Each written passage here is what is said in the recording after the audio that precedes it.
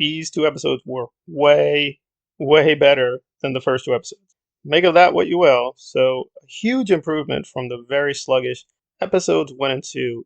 I think episode 3 decidedly is probably the superior episode of 3 and 4. It's probably the best one I've seen so far. I would give it a very high rating. However, I do think even episode 4, which was a lot better, still had many, many issues. So, what is occurring? Well, finally, Sandman is really getting started on his quest to essentially retrieve items that will restore him and his realm. And like before, we really don't care that much about Sandman. It gives a little bit more about his personality, his disposition, what it means to be the Lord of Dreams, why people like him, why people hate him, and the rules of the universe and how this mythology works. But a lot of it is very tedious. The exposition is not very exciting. But I was kind of surprised at how much Patton Oswalt really saves these episodes. I mean, his sense of humor, his snarkiness.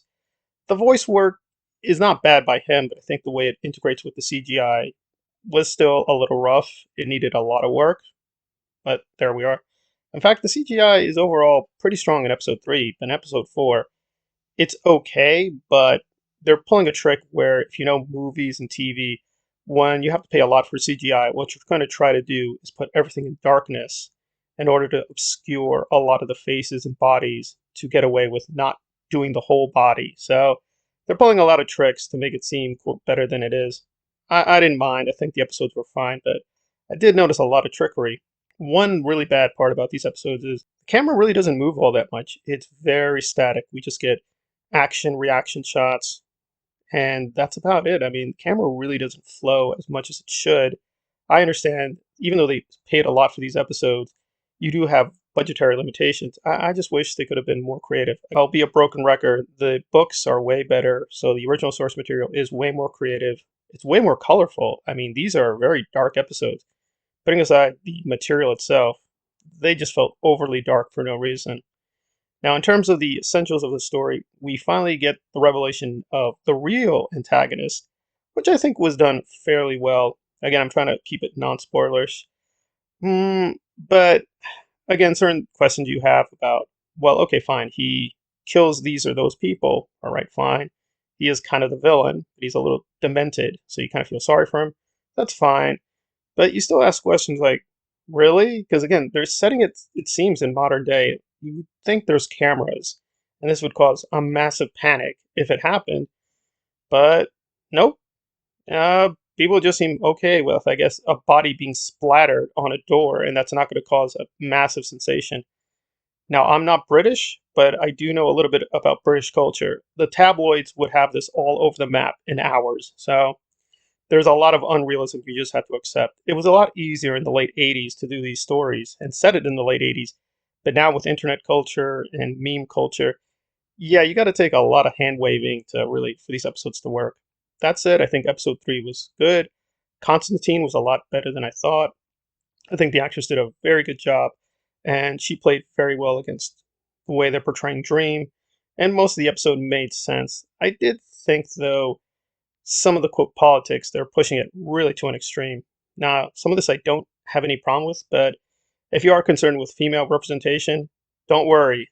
They go way overboard on female representation. They just insert female characters that never existed, female representation that was not even in the books in these original stories. And by the way, Sandman has tons of female characters, so I don't know, that felt a little annoying after a while, but if that's your thing, you're going to get it here.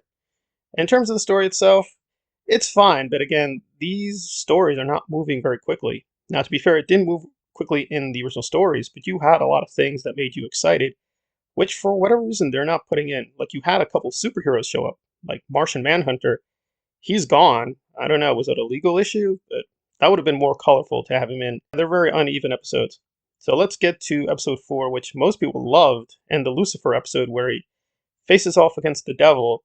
Again, in the books, you might say it's weaker because he doesn't face really Lucifer. He faces off against a demon. So it's rendered a little bit differently here. They do essentially the same thing of sort of metaphysically trying to top one another. But again, the book I think is a little bit more clever, a little bit more interesting because Lucifer is really more neutral. Yes, Dream is in danger because hell is not his dominion.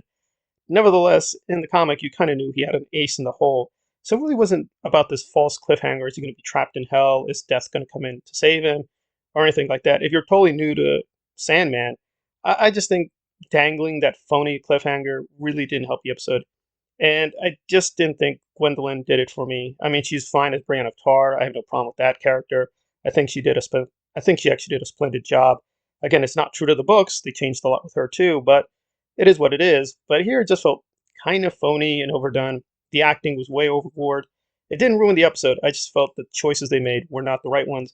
And her costume looked really phony. I mean, her stupid bat wings just looked so fake. So I'm just like, I really just couldn't get into the episode as much as I should have.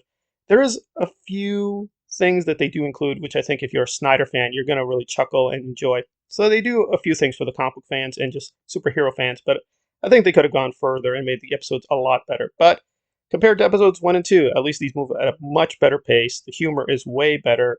And some of the things they did change, I think I approve of, and I think they're going to add in some interesting twists they didn't have in the original stories. So I heartily approve of these two episodes, and it's getting a lot better, but it's still far below the potential it could be with these kind of stories.